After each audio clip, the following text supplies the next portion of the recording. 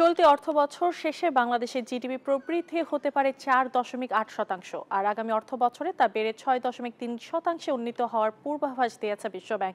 তবে দারিদ্র্যের হার বৃদ্ধি এবং কর্মসংস্থান নিয়ে উদ্বেগ জানিয়েছে সংস্থাটি। মঙ্গলবার প্রকাশিত বাংলাদেশ উন্নয়ন আপডেটে এ তথ্য দিয়েছে বিশ্বব্যাংক। প্রতিবেদনে আরও বলা হয়েছে, ব্যাংকিং খাতের দুর্বলতা, রাজনৈতিক অস্থিরতা, মূল্যস্ফীতি ও জ্বালানি সংকট সহ অর্থনীতিতে 6টি ঝুঁকি রয়েছে। ব্যাংকিং খাতে দুর্বলতা, খেলাফি ঋণের চাপ, উচ্চ মূল্যস্ফীতি, কর্মসংস্থানের অভাব ও দারিদ্র্যের হার বৃদ্ধি সহ নানা সংকটের মধ্য দিয়ে যাচ্ছে দেশের অর্থনীতি, যার প্রভাবে গত অর্থ বছরে কমেছে অর্থনীতির প্রবৃদ্ধি। তবে চলতি অর্থ বছরের প্রথম প্রান্তিকে হ্রাস পেয়েছে বহিরাগত খাতের চাপ, স্থিতিশীল হয়েছে রিজার্ভ হ্রাস, মূল্যস্ফীতির চাপও কিছুটা হ্রাস পেয়েছে। এমন বাস্তবতায় মঙ্গলবার ঢাকাস্থ কার্যালয়ে বাংলাদেশের অর্থনীতির উন্নয়ন অগ্রগতি নিয়ে প্রতিবেদন প্রকাশ করে বিশ্বব্যাংক। প্রতিবেদনে 2025-26 অর্থ বছরে প্রবৃদ্ধি 4.8% বৃদ্ধি পাওয়ার পূর্বাভাস দিয়েছে সংস্থাটি। The real GDP to grow moderately to 4.8% in the current fiscal year. Investments expected to improve relative to FY25.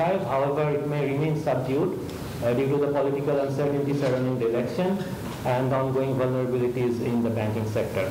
বিশ্বব্যাংক বলছে, বাংলাদেশের অর্থনীতিতে বেশ কিছু ঝুঁকি রয়েছে। এর মধ্যে বিনিয়োগে ফাটা, কর্মসংস্থানের ঘাটতি, ঝুঁকিপূর্ণ ব্যাংক খাত, উচ্চ খেলাফি ঋণ, দুর্বল রাজস্ব আদায়, মূল্যস্ফীতি এবং জাতীয় নির্বাচনের আগে রাজনৈতিক অস্থিতিশীলতা অন্যতম।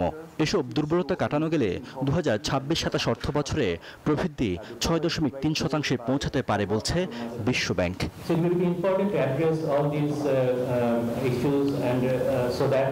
There is an environment where the private sector can grow more quickly and create more jobs. So we expect growth to pick up during the current fiscal year and then return around what was the 10-year average to 6.3% by FY27. We are also expecting improvement on economic indicators such as inflation, current account balance, fiscal deficit as a result of that pickup of growth, various economic policy measures as well as structural reform. বাংলাদেশের ঋণ সংকটের ঝুঁকি নিম্ন থেকে বেড়ে এখন মধ্যম পর্যায়ে উন্নীত হয়েছে বলেও জানানো হয় বিশ্বব্যাংকের প্রতিবেদনে। এছাড়া যুক্তরাষ্ট্রের নতুন শুল্কের কারণে আগামী দিনে বাংলাদেশের রপ্তানি বাড়তে পারে বলে পূর্বাভাস দিয়েছে বিশ্বব্যাংক। Tariffs are in the top quartile of emerging markets. Riyad Sumon, news 24, Dhaka.